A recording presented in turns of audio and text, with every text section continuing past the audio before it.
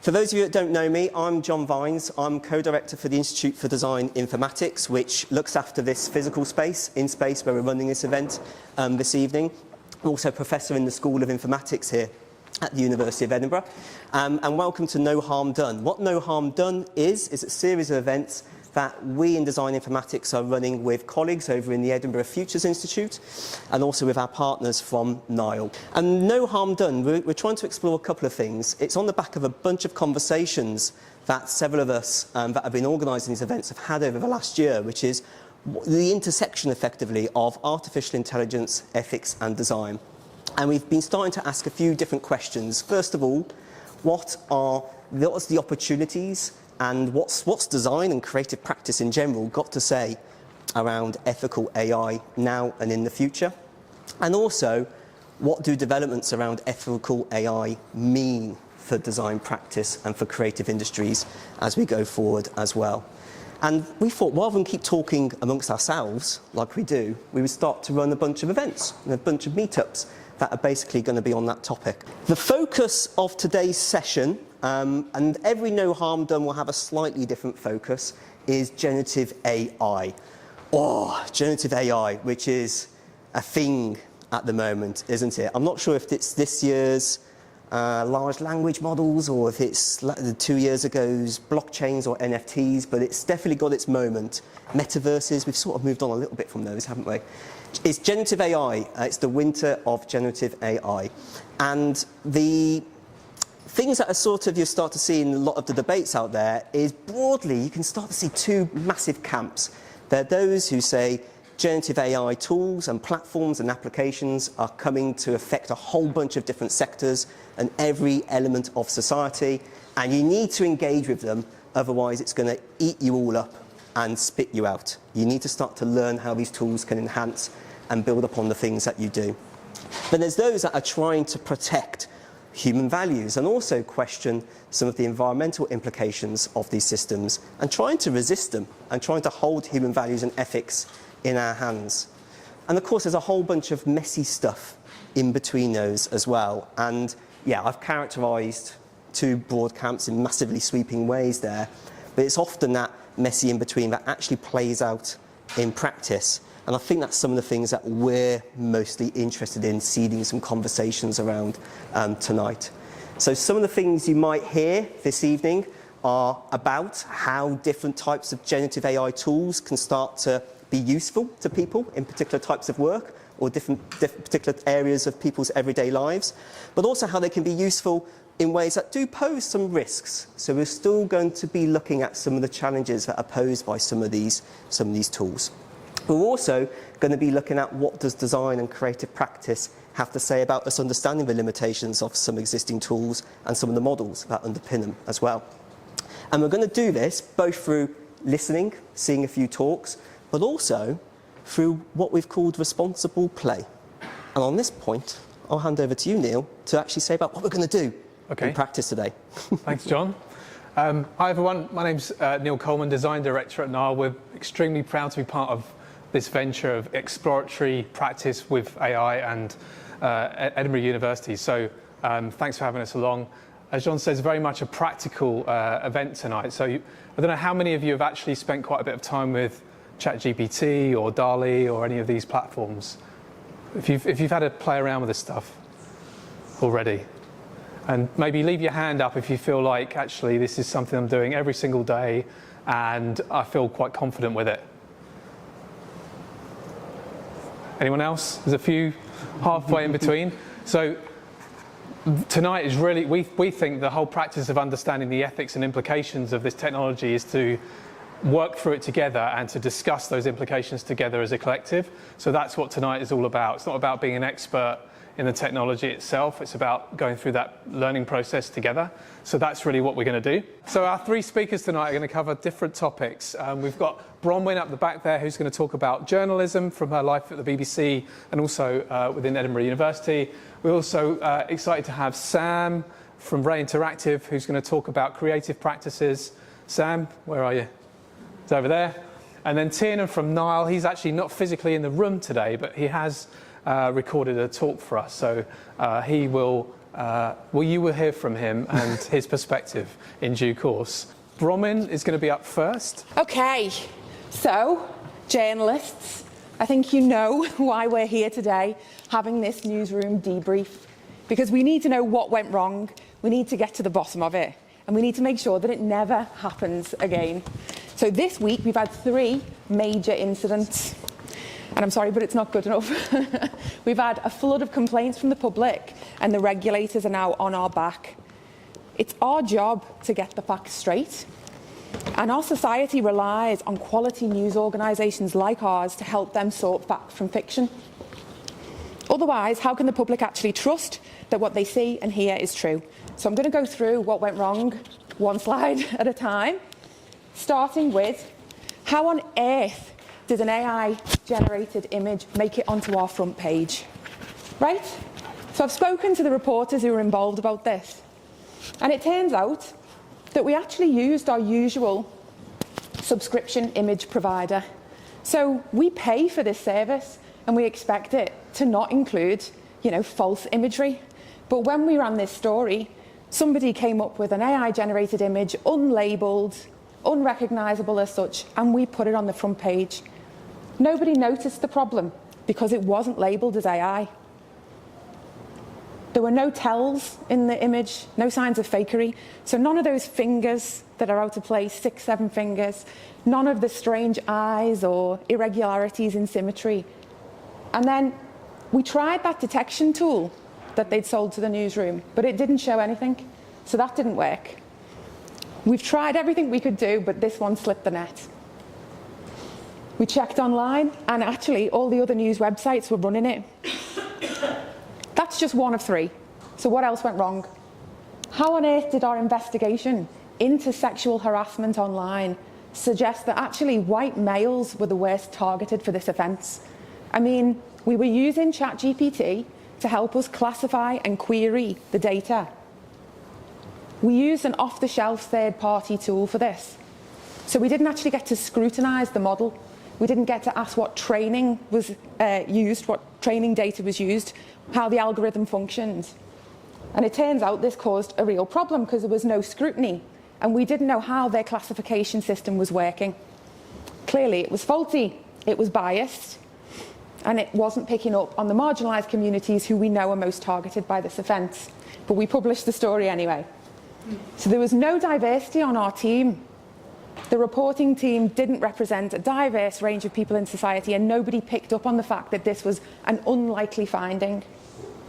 We relied on the company telling us how effective and accurate this tool was. And unfortunately, that was a lot of sell. It was a lot of guff, and we ate it whole. So that story went live. And thirdly, how on earth were we duped into running a commentary written by a completely made-up person? We found out that this person doesn't exist. So I've spoken to the commentary writer. They commission these. They get approached, or they go and find people to write commentaries on topical issues. We got emailed by somebody, and the story sounded perfectly legitimate. They were, working in a university. They've got a history of looking at the issues they were talking about. And, it's a hot topic.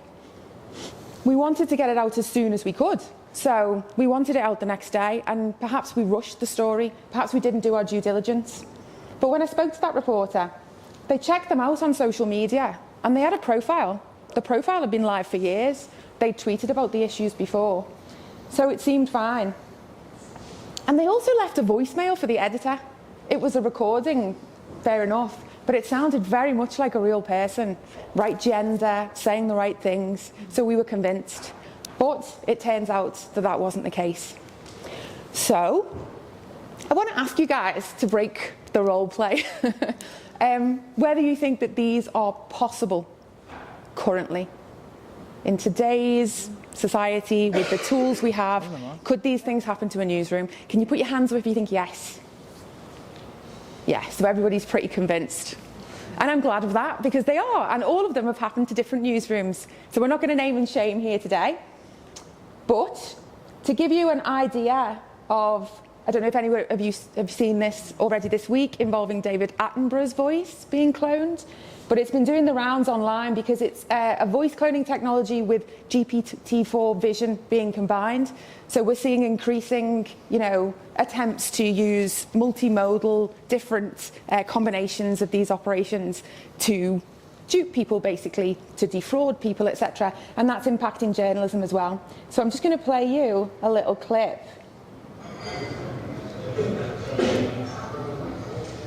And now, as I move around, here we have a remarkable specimen of Homo sapiens, distinguished by his silver circular spectacles and a mane of tousled curly locks. He's wearing what appears to be a blue fabric covering, which can only be assumed to be part of his mating display. Look closely at the subtle arch of his eyebrow. It's as if he's in the midst of an intricate ritual of... So it is quite funny, and it's worth having a look online. But this is actually just to point out that in the current technologies as we have them, with bad actors, wanting to dupe journalists, this is a real issue, and it's already happened. For example, to a couple, the Irish Times is one of them, and they outwardly have talked about this. And I want to click to the next slide. Yeah. And then we've also got the same thing. We talked there about how an AI-generated image could make it onto the front page. So we can have well-intentioned organisations such as Adobe, who are making real strides in labelling, provenance initiatives, really trying to make sure that this doesn't disrupt our understandings of what's real and fake in society. And yet, just a few weeks ago, we had AI-generated images being used by smaller news organisations, possibly with less staff, less experienced staff to check what's right and what's wrong. And these were labelled. These were labelled within the system, but with irresponsible use, whether that be malign intent or accidental, those images ended up on news sites. And they're very, very difficult to determine whether they're real or fake. They run on many hundreds and thousands of images, some of which look very, very similar to the fake ones. So it's not an easy solution to this problem, and detection tools are, in fact, very weak at determining these things. So you were all right, and I think we're going to have a little bit of time later on for tasks. So I have 2 tables at the back, and I won't tell you exactly what you'll be doing, but hopefully you'll get back into that role play. You can all be journalists for me, and you can experiment with and tell me about the risks and opportunities for journalism that those systems bring. Thank you very much. Thanks, Bronwyn. And next up we have Sam. So I'm going to go a little bit more philosophical. Tiernan and Bronwyn are doing super practical, interesting stuff. This is a bit more abstract, but I'm going to defend that because I think that one of the consequences of AI is it kind of makes us have to confront philosophical questions because of the way that it's pushing us towards limits in the mathematical way. Like, for example, time. It takes, drawing or creating something that previously might have taken hours, days, weeks, now can be done in a few seconds. That's just one example of the types of limits that are at play here. So, art minus artist equals x, solve for x. I'm going to ask you to keep 4 things in your mind to think about. They're related and they will match up, I promise, at the end. The first one is that AI will keep improving. As Bronwyn mentioned earlier on, there are some kind of hilarious and absurd errors and mistakes that AI image generation is still making, although less and less, like the hands with 12 fingers, like the nightmare mouths, and the garbled text. But even just, every 2 or 3 weeks, it seems to pass another threshold of photorealism or plausibility or you name it. So I don't think it's too much of a big leap to say that it's going to get better to the point where it will always draw hands with 5 fingers if we ask it to. It will create text and so on and so on. So a short story by the Nobel laureate Borges, the Argentine short story writer, called The Library of Babel. So in that he imagines that there's a huge but finite library, finite is important here, containing every possible 410-page book. So what that means, and this is mathematically sound, even though he was an arts and humanities guy, is that it will include every book of that length ever written by a human or by an algorithm, every book never written, and every book yet to be written. And it will consist almost exclusively of nonsense, because there's most of the ways of combining that many characters it makes no sense. So there are little islands of sense, and it's mostly just chaos. So exactly in analogy with that, there's also a gallery of Babel, which is just the same thing but for images. Just as books contain a string of characters, images contain a string of pixels. And so there's a gallery of Babel which contains, again, same like every conceivable image, and mostly garbage. And the third thing is that AI models are shortcuts to rooms in the gallery. So because of the fact that it's mostly garbage, you can't, and Borges explores this in the short story, you can't just browse around and expect ever to find anything of interest. You'll just be wandering through rooms of garbage forever. So there's two ways around this. There's the first way, which is what we've been doing since very recently, which is we just create stuff. We learn how to paint, we learn how to play a musical instrument, we play. The result will be in the gallery somewhere, or the library somewhere, but it doesn't really matter to us. That's an abstraction. It's whatever, we're just doing our thing. The second way around it, the recent one, the topic of this seminar, is that we give a prompt to an AI model, and it will basically bring us directly to a room in the gallery that's filled with interesting stuff that we want to see. So at the moment, because of the shortcomings of the models, despite how far they've come, the A and B, there's very, very little, if any, overlap between A and B.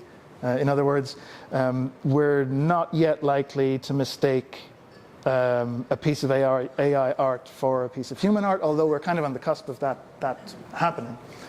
So number 4, which is kind of the same as point 1, which is why I was allowed to use point 2A and 2B, is that the overlap is going to get bigger. What that means is that at some point, a human artist making human art will end up making the same thing, making the same combination of pixels or words or sound samples that an AI makes. And that seems like a kind of a, whatever, but it's actually quite a big deal. Because, so here's a few kind of things scenarios to imagine. So if a piece of art creates an emotional response in you, and then afterwards you learn that it was created not by a human, but by an algorithm, what happens to that emotional response that you've already felt? You can't, so you can certainly feel like, oh, I don't like it now, but what happens to what you've already felt? You've already kind of had an emotional moment, so what happens to that in retrospect? Zooming out a little bit, when does the provenance of a piece of art, its origin, as distinct from its form and its content, when does that matter and when does it not matter? And zooming out as much as we possibly can we evaluate a meme, any meme, not just art, but just anything, just in terms of whether the world is better off with it or without it? In other words, can we completely put aside the matter of who or what created it? I don't have the answer to these questions. I'm just, these are the kind of big philosophical questions that are kind of arriving in our inboxes now because of AI. So there are some interesting avenues which we will explore in the tasks. But I'll just very briefly, I'll say that it seems to me, it may not seem to everyone else, that some media feel kind of inherently more sensitive to where they came from mattering, like whether a machine made them or not. Stand-up comedy made by an AI feels like a really weird and dystopian concept, but maybe not so much like a robot chef that's been trained on the techniques of a real chef and just can whip up like Michelin-starred meals for a quarter of the price. That kind of seems okay. And lots more to think of. And maybe we will eventually arrive in a world where organic literature and human origin produce is valorized the way that organic food and fruit and veg is at the moment. So hopefully we will ask these and many questions later on. Thank you. Thank you, Sam. And then finally we're going to hear from Tiernan, and he's going to join us with his video. Hello, I'm Tiernan. I'm a senior designer working at Nile. I am currently in Sri Lanka, or Aberdeen, depending on who's asking. So I decided to pre-record this talk rather than give you all the headache of trying to do a live version of it. I'm going to be speaking a bit today about the unintended consequences that often accompany how we use AI, and I'm speaking about that from my experience as a design practitioner and as a researcher, but also in how I use AI outside of work. And I'm going to start with a bit of an anecdote to show what I mean when I say unintended consequences of seemingly benign use cases.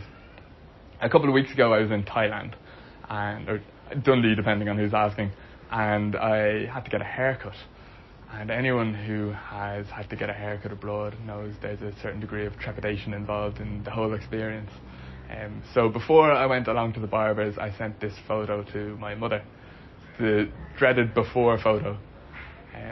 But it turned out okay, and when I got home, it seemed rather anticlimactic, so rather than send my mum the photo of my new haircut, I went into Photoshop and created an AI-generated version of my new do. So I sent her this. And she did what perhaps all mothers would do and told me that it looked lovely. I can't see who's in the audience, so if anyone is sporting this haircut, it's not that I think it's a bad haircut, but it's just not very me. So I rang my mother that evening, and the look on her face when she realised that that wasn't actually my new haircut. Not only had she not realised that it was AI, she didn't even realise that it could be AI. And when I asked her why she was looking at me so funny, she said that she wasn't even sure if I was AI now and what to believe anymore. And I actually think that's fair enough, because I don't know what to believe anymore either. In work, in design, I use it quite often as well. Recently I was working on a client project, and in the run-up to some usability testing, we needed to update the copy in the prototype. And this client has fantastic copy, like really good tone of voice, strong brand, instantly recognizable to its customer base. So it was really important that in the prototypes we were using their tone of voice. So I thought, I have an idea. I went into ChatGPT, I dropped in some copy from the client's website and said, write it in their tone of voice, write the content that I need in their tone of voice. The results were honestly great. And I went excitedly to Nile, a colleague of mine, who some of you might know, and shared this is like a new way that we can use generative AI in our work to improve the quality of the prototypes that we're building.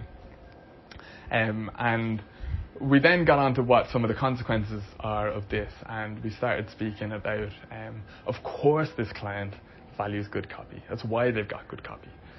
That's why they pay for the copywriters and why they've got such a strong marketing team. But what would those copywriters and marketing team have to say when AI, their hard work is being used to train AI, which is kind of cheaply mimicking their labour?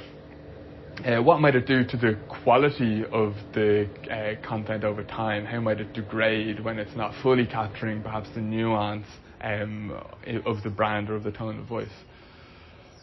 There are other cases, like outside of design, where we see these consequences playing out too. There was one with Microsoft. They have a news aggregation service, and it generated an automated AI-generated poll alongside a Guardian article about a woman's murder.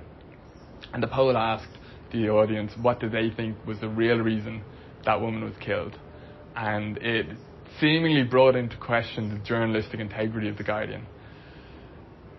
There was a New Zealand supermarket, and they launched an app, a meal planning app, that was trained on the stock or the inventory within the supermarket. Very quickly it started recommending things like poison bread sandwiches and mosquito repellent roast potatoes. So maybe the consequences aren't always benign. Hopefully no one made the mosquito repellent roast potatoes. I think because of the nature of this technology and the amount of areas that it's going to affect and the speed at which it's going to affect them, we all need to get better at the consequence scanning. First order, second order, like we're not building this stuff in a vacuum. A lot of people in this room are going to be involved in the research, maybe even at the table making decisions about how to implement AI. And I think that we all need to work on developing a process and a practice that better accounts for the disruptive nature of these tools. I know by the audience in this room that you will all have great input on this conversation. From my own experience, from my own practice, there are a few things which I've started doing to better spot these potential consequences. One is speaking with colleagues about the work that I'm doing, because often they'll bring their own experiences or spot oversights that I have had, and it's even just helpful to think out loud. So don't work on this stuff in a silo, but do keep experimenting. Pilots are great, even smaller experiments are great. You can't deal with a lot of this stuff in the hypothetical. You need to kind of roll your sleeves up and be working with this technology to better understand it. And finally, I would say involve stakeholders or potentially affected participants when you can, even better collaborate with them. We've got an activity planned for later on which will help you to kind of think through some of the opportunities in AI, but also some of the potential consequences that might happen afterwards. I'm really excited to see everyone's input into that. Thank you very much, and hope to see you soon.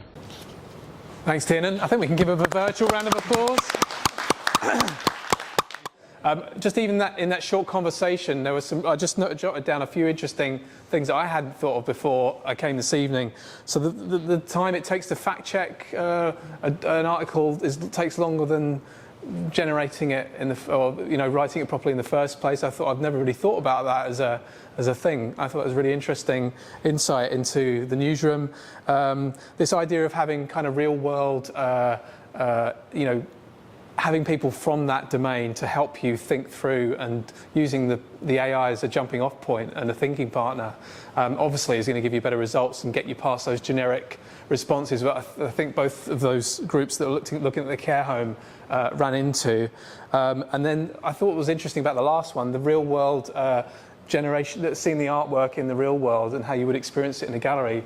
I hadn't seen that so much, and I thought it changed the way I responded to that acts of creation. I heard a little bit of that in the room as well. So I thought it would be great to have much longer to explore that. So apologies, we had to cut it quite short. But even in that short time, some really interesting kind of insights. And hopefully everyone's learned a little bit tonight, either through playing around with it in a bit more of a group setting, or even just in the conversations you've had. So give yourselves a big round of applause. Thank you very much.